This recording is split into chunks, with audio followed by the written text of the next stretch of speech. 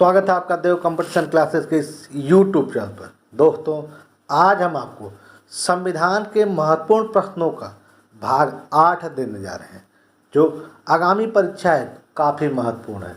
यदि आपको यह वीडियो पसंद आए तो लाइक शेयर कमेंट अवश्य करें। जो लोग हमारे चैनल पर नए हैं, कृपया इस चैनल को सब्सक्राइब अवश्य कर लें, ताकि आने वाले वीडियो का नोटिफिकेशन आपको मिलता रहे।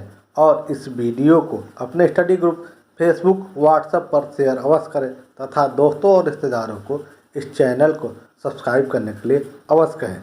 तो देर न करते हुए शुरू करते हैं आज का प्रश्नोत्तर। प्रश्न है, भारतीय दंड संहिता आईपीसी में की कौन सी धारा स्त्री समलैंगिक, उभय लैंगिक और परालैंगिक समुदाय से संबंधित है? तो स्त्री समलैंगिक और परालैंगिक से संबंधित धारा 377 है, ऑप्शन नंबर ए। अगला प्रश्न है, भारत की आत्मा गांव में निवास करती है, यह किसने कहा था? तो भारत की आत्मा गांव में निवास करती है या गांव में बसती है, यह कथन महात्मा गांधी जी का है, ऑप्शन नंबर डी। अगला प्रश्न है, भारत में सूचना का अधिकार अधिनियम कब पारित हुआ? तो भारत में सूचना का अधिकार अधिनियम 2005 में पारित हुआ, ऑप्शन नंबर ए। तथा सूचना का अधिकार लागू करने वाला पहला राज्य आपका है हरियाणा। अगला प्रश्न है,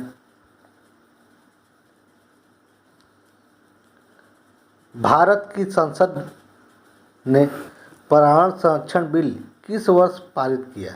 तो भारतीय संसद द्वारा पर्यावरण संरक्षण अधिनियम 1986 में पास किया गया था, ऑप्शन नंबर डी।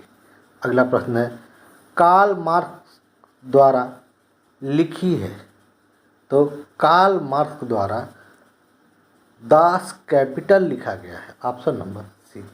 अगला प्रश्न है, राज्य में राष्ट्रपति शासन से तात्पर्य राज्य के किसके शासन से है? यानी राज्य में राष्ट्रपति शासन के दौरान शासन कौन करता है? तो राज्य में राष्ट्रपति शासन के दौरान शासन राज्यपाल का होता है, यानी राज्यपाल राष्ट्रपति के अधीन होकर कार्य करता है, ऑप्शन नंबर डी।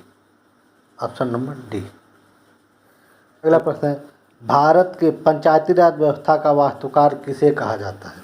तो भारत में पंचायती राज व्यवस्था का वास्तुकार बलवंतराय मेहता को कहा जाता है, option number A, BR Mehta.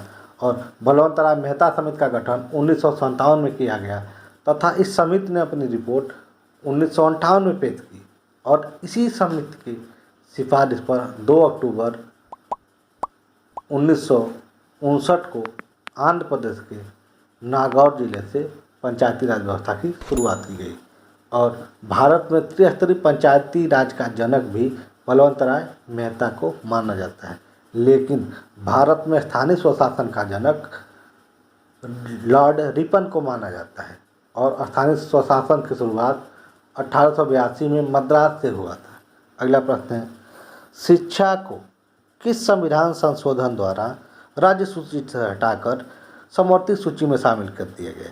तो 42वां संविधान संशोधन 1976 द्वारा शिक्षा को मौलिक अधिकार की शिक्षा को राज्य सूची से हटाकर इसे समवर्ती सूची में रख दिया गया था, ऑप्शन नंबर बी। अगला प्रश्न है, पंचायती राज विषय है, तो पंचायती राज राज्य सूची का विषय है, ऑप्शन नंबर सी। और पंचायत चुनाव कराने का अधिकार राज्य सरकार के पास है और चुनाव राज्य निर्वाचन आयोग द्वारा करवाया जाता है। अगला प्रश्न है,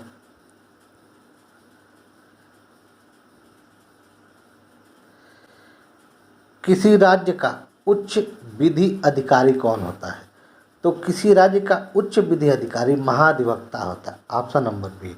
लेकिन भारत का उच्चतम विधि अधिकारी कौन है? तो महान्यायवादी होता है। और महाधिवक्ता का उल्लेख संविधान अनुच्छेद 165 में दिया गया है तथा महान्यायवादी का उल्लेख अनुच्छेद 76 में दिया गया है।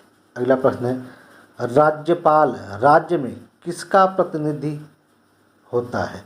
तो राज्यपाल राज्य में राष्ट्रपति का प्रतिनिधि होता है। Option number A. राज्यपाल का पद राष्ट्रपति का प्रसाद पद है। अगला प्रश्न है, सबसे अधिक उम्र में प्रधानमंत्री पद पर आसीन होने वाले व्यक्ति हैं। तो सबसे अधिक उम्र में प्रधानमंत्री बनने वाले व्यक्ति मोरारजी देसाई हैं। Option number C. और 81 वर्ष की आयु में इन्होंने प्रधानमंत्री का पद ग्रहण किया था। अगर पूछे सबसे कम उम्र के प्रधानमंत्री, तो राजीव गांधी जी, जो 40 वर्ष की आयु में भारत के प्रधानमंत्री बन गए थे। अगला प्रश्न है,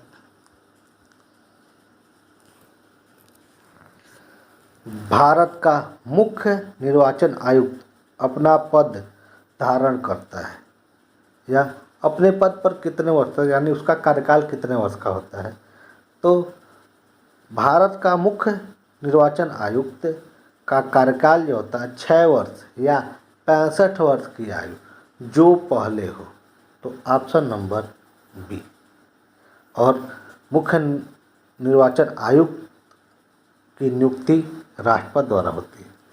अगला प्रश्न है, संविधान में जन स्वास्थ्य स्वच्छता अस्पताल किस सूची का विषय है।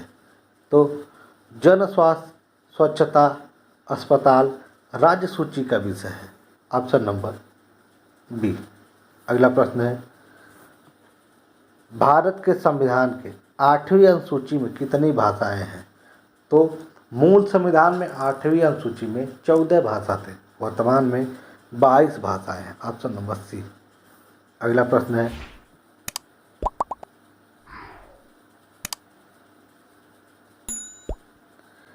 भारत के किस राज्य में महिला मुख्यमंत्री कभी नहीं रही। तो तमिलनाडु, राजस्थान और उत्तर प्रदेश में महिला मुख्यमंत्री हो चुके हैं, लेकिन महाराष्ट्र में अब तक कोई भी महिला मुख्यमंत्री नहीं बना है। Option number D. अगला प्रश्न है, किसी राज्य में राज्यपाल की नियुक्ति संविधान के किस अनुच्छेद के तहत होता है। तो संविधान अनुच्छेद 155 के तहत राज्यपाल की नियुक्ति राष्ट्रपति द्वारा की जाती है। Option number C. अगला प्रश्न है, भारत के किस संवैधानिक पद पर कोई महिला नहीं रही। तो भारत के उच्चतम न्यायालय के मुख्य न्यायाधीश के रूप में अब तक कोई महिला नहीं रही है। Option number A. अगला प्रश्न है,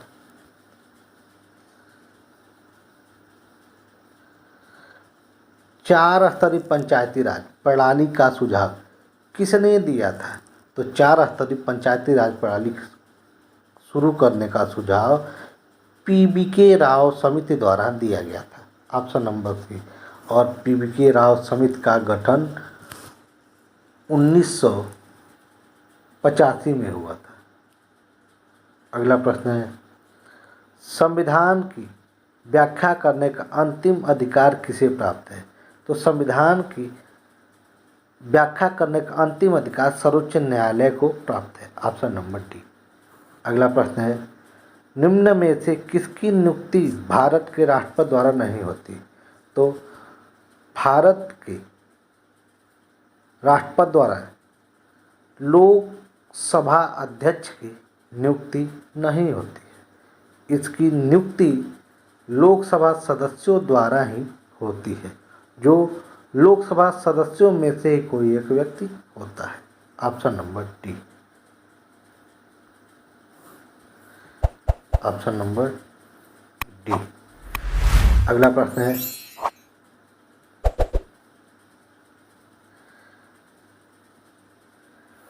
भारतीय संविधान के अनुच्छेद 74 और 75 किन विषयों पर विचार करते हैं। तो अनुच्छेद 74 और 75 का संबंध मंत्रिपरिषद से है। Option number A. अगला प्रश्न है, भारत के प्रधानमंत्रियों का निम्नलिखित में से कौन सा कार्यक्रम सही है। मतलब प्रधानमंत्रियों का सही क्रम कौन सा था। तो सबसे पहले जवाहरलाल नेहरू जी बने थे, फिर इंदिरा गांधी, फिर मोरारजी देसाई और सबसे बाद में चौधरी चरण सिंह, यानी 2-1-3-4 2-1-3-4। Option number C. अगला प्रश्न है,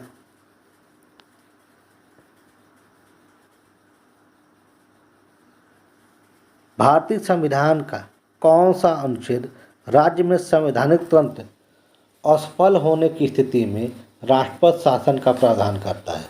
तो राष्ट्रपति शासन का प्रावधान संविधान अनुच्छेद 356 में दिया गया है, ऑप्शन नंबर ए।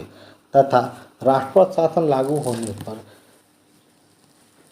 2 महीने के भीतर संसद में अनुमोदन किया जाता है और 6 माह के लिए बढ़ाया जाता है। राष्ट्रपति शासन अधिकतम किसी राज्य या कहीं भी 3 साल तक लगाया जा सकता है। अगला प्रश्न है, सूची 1 का मिलान सूची 2 से करना है। तो कैग का उल्लेख संविधान अनुच्छेद 148 में दिया गया है। तो ए का हो जाएगा आपका 3, ए का 3, ए का 3। वित्त आयोग अनुच्छेद 280, वित्त आयोग अनुच्छेद 280।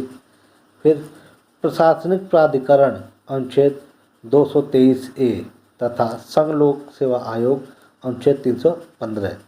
तो आपका उत्तर होगा ए का 3, बी का 2। तो ऑप्शन नंबर ए आपका सही।